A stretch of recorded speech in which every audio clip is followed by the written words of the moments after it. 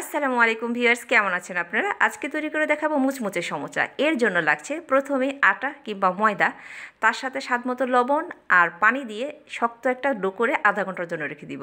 গাজর, পাতাকপি আর পেঁয়াজ কুচি বেশি করে দিয়ে 1 চামচ গরম মশলা দিয়ে আমি এটাকে একটা পুর বানিয়ে নিব। আর এদিক থেকে কিছু পানি দিয়ে 1 চামচ পানি দিয়ে দেখুন আটাটাকে একটু লেই করে নিলাম। আমার হয়ে গেছে আধা ঘন্টা পরে। দেখুন ছোট ছোট লেচি কেটে আমি কিছু রুটিটা বানিয়ে নিব। আমি তিনটা করে রুটি বানিয়ে দেখাচ্ছি আপনাদের, যাতে আপনাদের সুবিধা হয়। ছোট ছোট করে আগে ফার্স্টে রুটিগুলো বানিয়ে নেবেন। এরপর এই রুটিগুলোর উপরে তেল দিবেন। তেল দিয়ে ভালো করে ময়দাটা ডাস্ট করে নেবেন। ময়দা ডাস্ট করে তার উপর আবার একটি রুটি দিয়ে দিবেন। বেশ পরিমাণে তেলই দিতে হবে। এরপর আবার ময়দা ডাস্ট, আবার একটি রুটি দিয়ে এবার ভালো করে একবার এই দিক থেকে আবার উল্টে ওই দিক থেকে বেলে নেবেন। যদি এক পাশই বেলেন তাহলে অন্য পাশটা কিন্তু একেবারে ছোট বড় হয়ে যাবে। এখন একটি চুলায় প্যানের মধ্যে আমরা এপিট ওপিট করে এটাকে গরম করে নিব কিংবা সেঁকে নিব।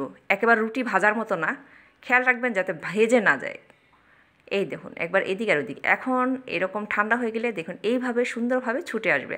আর এই কাজটা আপনারা খুব আলতো হাতে করবেন। দেখুন ঠিক এইভাবে। এখন এখানে হচ্ছে তেল আর ময়দার ডাস্টটা যদি ভালো করে করেন তাহলে এভাবে খুব সহজেই শীটগুলো ছুটে আসবে। দেখুন কত পাতলা হয়েছে। আমি বেশ কিছু তেল দিয়ে দিলাম ভাজার জন্য। তিনটা করে আমি দেখাচ্ছি। দেখুন একেবারে মাঝখান বরাবর এভাবে একটা কেটে নেবেন। একটার উপরে ওগুলো আবার বসিয়ে দিবেন। দিয়ে এই পাশ থেকে একেবারে কতটুকু মোটা রাখবেন, আপনার সমোচাটা কতটুকু বড় হবে ঠিক ওই পরিমাণে আপনি কেটে নেবেন এই সাইডটা। দেখুন এক সাইড কিন্তু লম্বা হয়েছে আর এক সাইডটা কিন্তু ছোট হয়েছে। আর এক পাশ আমি সমান করে কেটে নিব। দেখুন আর এই সাইডটা আমি কোনাকুনিভাবে কেটে নিব। দেখুন হয়ে গেল আমার সমোচার শীট। দেখুন কত পাতলা পাতলা সমোচার শীট হয়ে গেছে। আমি 3টা দিয়ে 6টা সমোচা বানাতে পারবো এখানে। আর এই যে কুচানো এগুলো আমি দিয়ে আমার পুরের সাথে এগুলোকে ভালো করে এই পুরগুলোর সাথে দিয়ে ভালো করে মিক্স করে নিব। আপনারা এখানে মুরগির মাংসও ব্যবহার করতে পারেন। আর সমোচার পুরটা কিন্তু একটু ড্রাই হয়। এখন আমরা দেখুন কিভাবে করব। এই যে ছোট সাইডটা, এই সাইড থেকে আমরা ধরব, সমান জায়গা থেকে কোনটাকে করব। দেখুন এই ছোট সাইড থেকে এইভাবে কোণ করে নিলাম, একেবারে একটু লক্ষ্য করুন। তারপর একেবারে আবার দেখাচ্ছি, এই সমান জায়গা থেকে এইভাবে বাঁকা করে নিলাম। ছোট অংশ থেকে নেবেন, লম্বা জায়গা থেকে না। আবার দেখাচ্ছি এই নিয়ে এভাবে। এখন এখানে দিয়ে দেন 1 চামচ পুর, ভালো করে একটু চেপে চেপে সমান করে দেন।